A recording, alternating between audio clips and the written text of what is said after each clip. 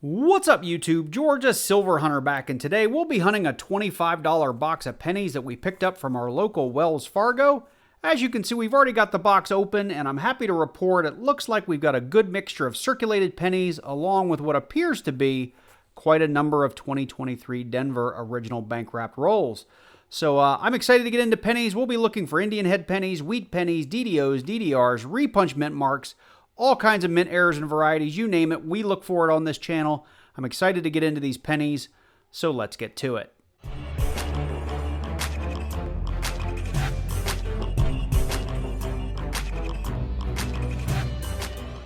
So we're going to go ahead and open up maybe two rolls here on camera just to get a sense for what our circulated rolls are looking like. So here's roll number one. As you can see, we've got ourselves Loomis wrapped rolls. Look like we got a new ender there and some sort of 1990 something on this end. So we know we're circulated because they're not brand new.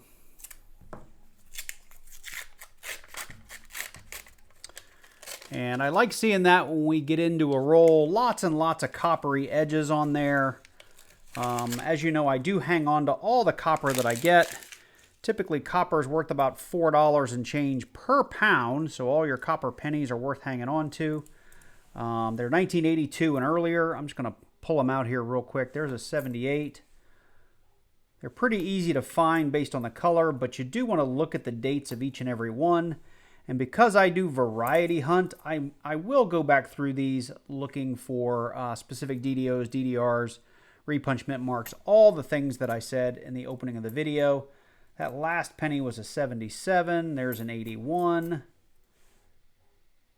There, looks like a 75 Denver.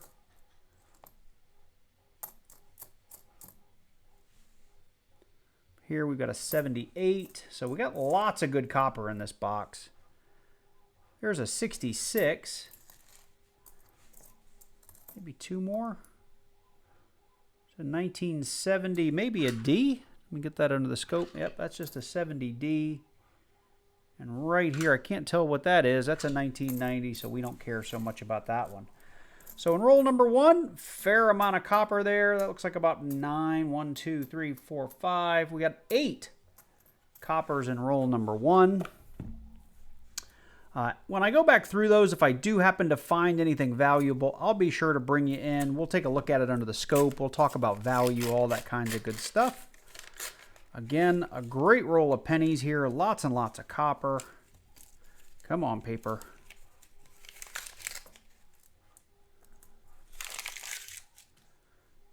The first one off the rip is a 1980. So there's copper number one and roll number two. Can't tell what that is. That's a 90-something. 77 Denver. Another 78. 68 Denver. Oh, we got a Wheatie. Look at that. Came up reverse. Let's check it out. Maybe a 57. It's tough to read. Yeah, under the scope, that's a 57D. I'll get it up close for you guys in the camera. Maybe able to make that out. But second roll, we're 1 penny on. I will take that all day. 1 wheat penny. Now, I typically find, just so you guys know, anywhere from about 4 to 8 wheat pennies a box these days. So 78 Denver. They've really slowed down over the years, and I expect it to really slow down now that they've announced that they're no longer going to be making pennies after like 2026. So I imagine they'll start getting plucked from circulation pretty quickly because even my bank is making it harder and harder for me to get pennies. So anyway, with that, I'll get back through this mess. If we do find anything interesting, I'll be sure to bring you in, and I will scope all that copper just in case as well. So we just cracked into roll number 7, and so far it's just been a lot of copper, and we did find one 2009. You can see we got a copper ender here. But bringing you in because we got our first foreign on the hunt, and it looks like it's also going to be copper. We have an 1867 and 1992 Canadian cent. I forget what this is called, the tricentennial or something crazy like that. I'm not a big Canadian coin guy, but I'll put a little thing for a Numismatics up here on the coin composition and exactly what this coin is all about. So we've got into roll number 8, and we've got another Canadian poking out there as we went through it. Lots of copper in this roll, but looks like we've got another one right there.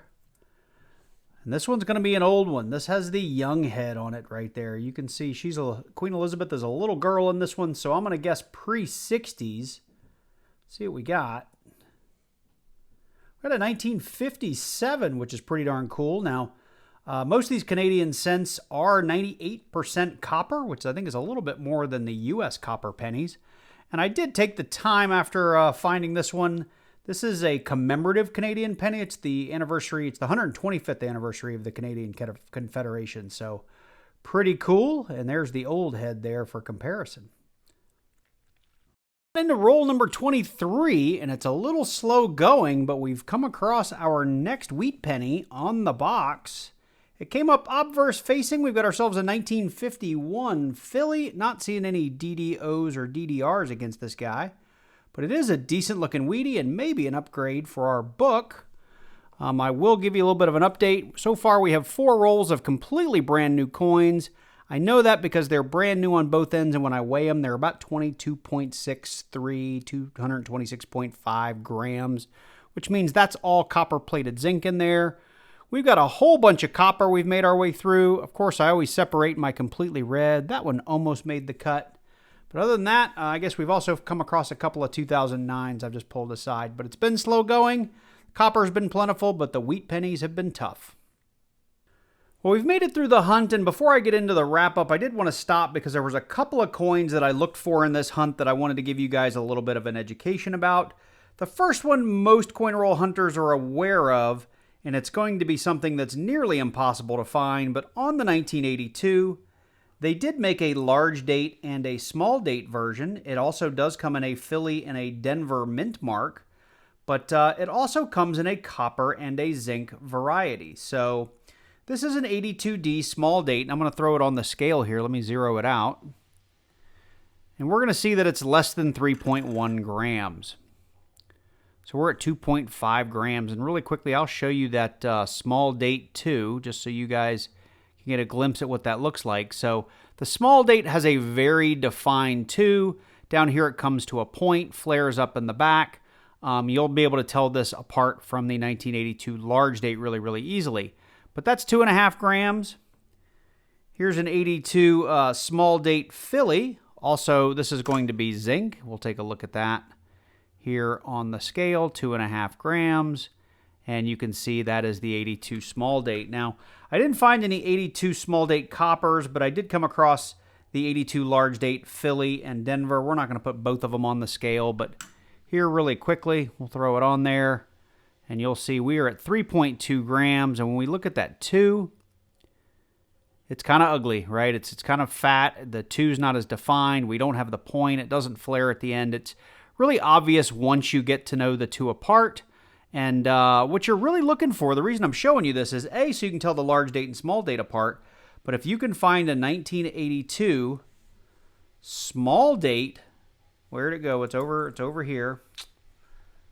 Right there. If you can find yourself a 1982 Denver small date made of copper, you're going to have found a small piece of history, because there's only a couple of known varieties like that in existence. So it's actually on the wrong planchet, so it'd be a copper planchet rather than a copper-plated zinc. And according to the Strike It Rich with Pocket Change book, the last one sold at auction for about $8,400. So I always weigh my 82 Denver small dates just to make sure they're zinc. I've never come across the copper, and I probably never will. But it's something that I'll always continue to look for just in case one day I get really, really lucky. The other one that I looked for today, because I found quite a number of these 1970 San Franciscos, and there is a large date and a small date variety on this. And if you can find like a MS60 1970 small date, they start at about $12 to $14. So I just keep looking for the small date because they're really tough to come across. And I thought I would take a second to show you guys how you can tell the difference. So it's also known as the high 7 and low 7 variety here. So on my scale, I'm able to put some lines on it, and that'll make determining if you have the high 7 or low 7 really, really easy. The really what you're looking for here is the small date, and the really easy way to tell if you've got the small date is if you put a line from the bottom of the 1 to the bottom of the 0, and that 7 is above the line. And then if you move this line to the top, that 7 will be just about in line with the 1, the 9, and the 0. You know you have the high 7, and that is the small date 1970. But a far easier way to do this is to look at the 9, and you'll see this loop right here. In the small date, this 9 has a little bit more of a curve, and because the 7 is a little bit smaller, it'll actually point to the middle of the 7 rather than the bottom of the 7. So you can look at this curve and follow it through, and if it kind of goes to the bottom, you know you have the large date. If it curls around really fast and kind of comes up a little bit, and you can follow that line and it's going to hit the middle of the 7, you've got that small date. So I checked this both ways. Pretty sure every single one of these I found today was the large date. So nothing special to take home. They're all mixed in here with the rest of this copper. So what I'm going to do here is do a total count on the copper. This is what we came across in each roll as we unwrapped it. I'm going to do a total count and a copper value, take you through the few finds we had today, and we'll call this a video. All right, well, there's all the stuff we're going to cover here real quick, and we'll pull in here to the wheat pennies, which were the main thing that I really wanted to find as we hunted this box. I brought you in for both of them. We had a 1951, and we had a pretty cruddy 1957D. We did come across 2 Canadians, and one of them's actually both of them were pretty cool now that I think about it. One was the 125-year commemorative anniversary, and we've got the old head Elizabeth right there, and we found an oldie, a 1957 that actually has the young head on it. So that is the young Queen Elizabeth on the front of that one. So both of those are pretty cool. Both are copper, so we're going to hang on to those. Both of our wheat pennies are copper as well. I did go ahead and count out all of the copper that I did come across. We ended up with, I think it was 200, and let's see, that was 265. We had 10 stunners for 275, and I did just count the 2 wheat pennies. I left the Canadians out for 277 copper coins. I did plug that into coin apps, and at today's copper price, we've got $7.87 worth of copper in these pennies alone. So that's why I hang on to all these. I just roll these up in some regular old bank wraps, and I throw them in some of my leftover penny boxes. And one day I'll figure out what to do with them, but we do have lots of copper. Now, I did hang on to 2 kind of really nice looking coins. There's a 1998 and a 2023 Denver. We're going to see if those are upgrades for my books. Probably not, but they were really nice looking, so I pulled them aside. We did come across 4 of the formative years, 2009. Now, I didn't pay attention to the dates, but this one's a 2009 Denver. But we did get 4 of those. We did get 3 of the professional life and 1 of the Capitol Dome. The only one missing is the early childhood. I usually just keep track of how many of these I find. The nice ones I might hang on to, but most of the time I send these back because I do have probably 2 dozen rolls of these 2009 commemoratives. So not so important to me, but if you're trying to fill out a collection, it's pretty neat to get a hold of all of those. Now, the one thing that might be valuable in this box is we did come across 7 rolls of 2023 Denvers and 4 rolls of 2024 Denvers. Now, I don't know if the entire roll is complete. They all weighed out to the point where I know that they're going to be all copper plated zinc, and they all have a shield ender and a obverse ender. Now, I did have a number of double shield enders, and I did open all of those, and there was honestly a mix of 2023 Denvers and 2024 Denvers in the rolls.